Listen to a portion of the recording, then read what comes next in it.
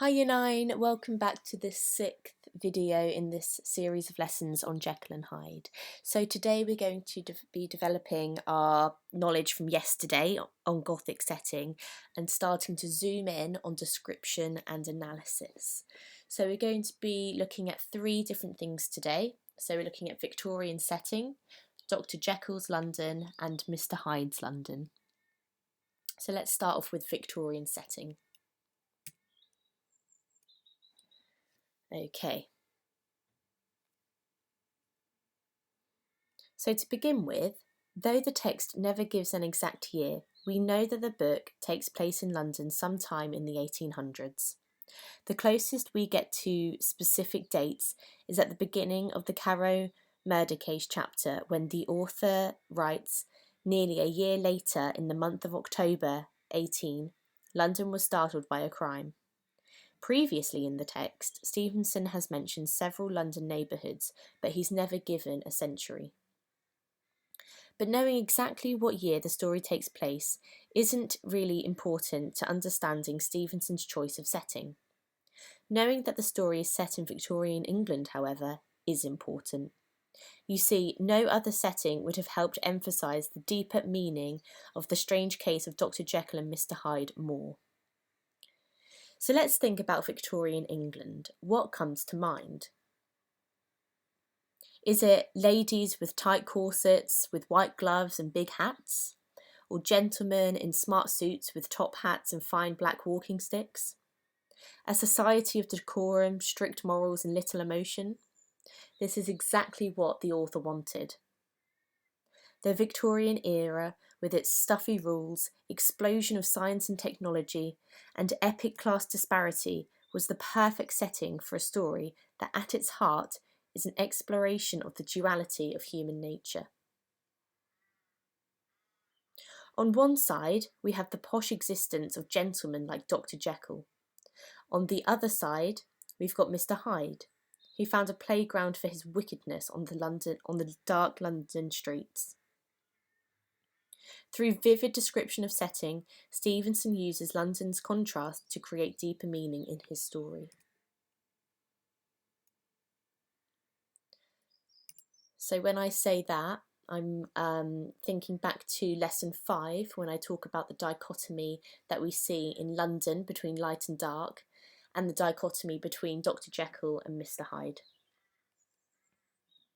Mr. Hyde is the violent one, Dr. Jekyll is the sociable and educated one.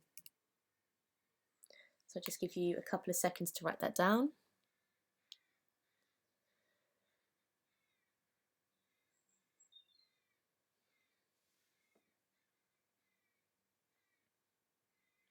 All right then.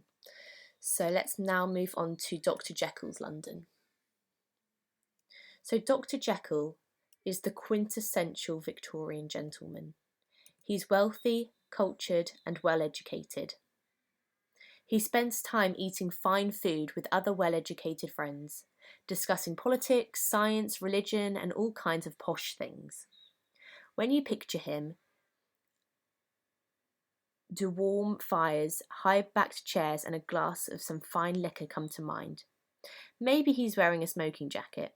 Stevenson didn't go into this much detail in his story, but the details he did give make it easy for us to picture Jekyll just so.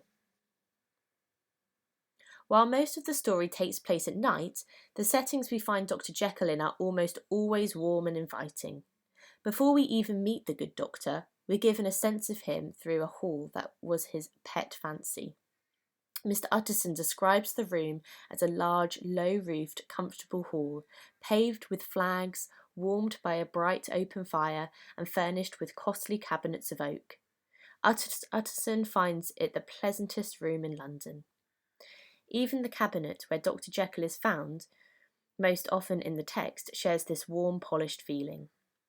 It was a large room fitted with glass presses, furnished among other things with cheval glass and a business table. A fire burned in the grate, a lamp was lighted on the chimney shelf. These warm, inviting and cultured settings represent one side of the Jekyll/Hyde dichotomy. In the story's deeper meaning, Dr. Jekyll Dr. Jekyll represents the good side of a personality. He is a refined individual, an attribute mirrored in the types of settings we most often find him in. So interestingly then, the very setting that Dr. Jekyll is found in represents his personality.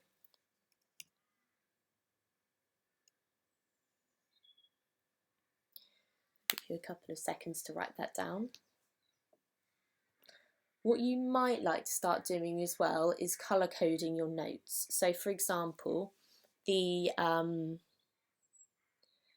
quotes here, you might like to write in one colour.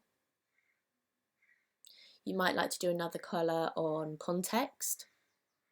You might like to do another colour on Dr. Jekyll, and you might like to do another colour on Mr. Hyde, for example.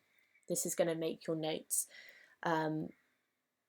function in a better way. So let's move on to Mr. Hyde's London now. So in contrast to Dr. Jekyll's warm, firelit setting, Mr. Hyde is the most at home in the dark, foggy streets of London. When he witnesses Mr. Hyde's trampling of a little girl, Mr. Enfield describes the setting as a black winter morning. The streets he's walking are deserted, and Enfield begins to long for the sight of a policeman. When he murders Mr. Carrow, Hyde is witnessed during a rare cloudless evening. However, by morning, the fog has rolled in thick and heavy. When Mr. Utterson rushes to Dr. Jekyll's, he describes the scene as the following: a great chocolate-coloured pall lowered over heaven, but the wind was continually charging and rooting these unbattled vapours, so that as the cab crawled from street to street, Mr. Utterson beheld a marvellous number of degrees and hues of twilight. The dismal quarter of Soho seemed in the lawyer's eyes like a district of some city in a nightmare. This is the world of Mr. Hyde.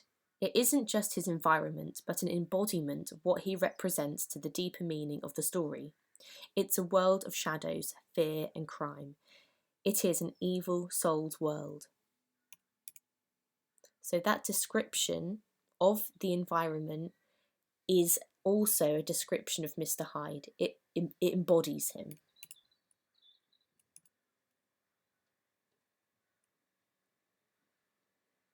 So if you could just copy that down for me, that would be great.